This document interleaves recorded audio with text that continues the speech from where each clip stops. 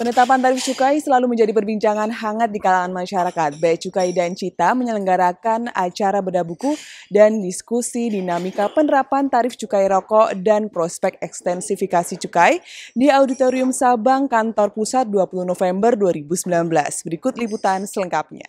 Adanya pilar kebijakan penetapan tarif cukai yaitu pengendalian konsumsi, optimalisasi penerimaan negara, keberlangsungan tenaga kerja, dan peredaran rokok ilegal menuntut pemerintah menghasilkan kebijakan yang paling sesuai untuk seluruh kalangan.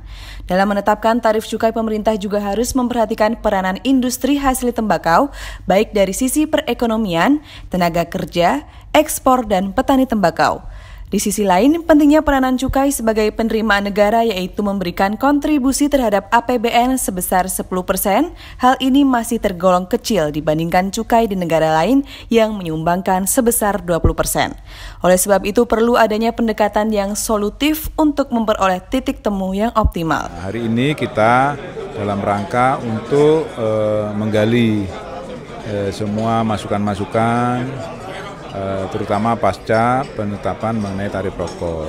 Hasilnya tentunya akan dijadikan sebagai referensi dalam pembuatan kebijakan lanjutan. Dan ini masih akan diteruskan untuk pertemuan-pertemuan berikutnya yang melibatkan pihak-pihak yang lebih banyak dan luas. Ya, saya kira ini bagian daripada proses pembuatan kebijakan. Ini hal yang perlu terus-menerus didiskusikan. Karena tidak sekedar isu ekonomi, tapi juga isu sosial, isu budaya, kemasyarakatan. Maka penting forum-forum yang lebih inklusif, deliberatif, sehingga kita bisa mendengarkan semua pihak aspirasinya seperti apa, lalu bisa diolah dengan baik, sehingga kebijakan nanti bisa lebih kredibel, lebih holistik, komprehensif. Penulis buku Dinamika Kebijakan Tarif Cukai Rokok, Sunaryo, di dalam bukunya menceritakan berbagai hal di balik proses penyusunan tarif cukai yang jarang diketahui masyarakat, mulai dari pertimbangan yang diambil, perubahan sistem, dan dasar pengambilan kebijakan yang seolah berlawanan.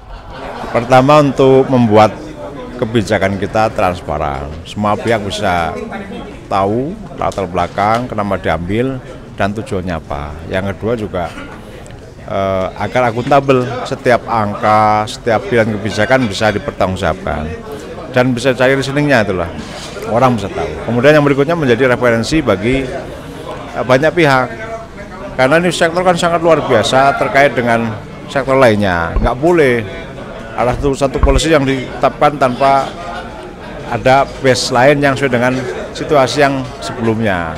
Itu yang paling mendasari kenapa kami harus membuat dan menerbitkan buku. Bea Cukai makin baik. Bea Cukai makin baik. Bea Cukai makin baik, Kemenq terpercaya untuk Indonesia maju. Dengan adanya diskusi pada hari ini diharapkan mampu menampung aspirasi untuk menciptakan kebijakan yang adil bagi masyarakat. Dari Kantor Pusat Bea dan Cukai, Ria Alwali, Jody, Kanal BCTV, mengabarkan.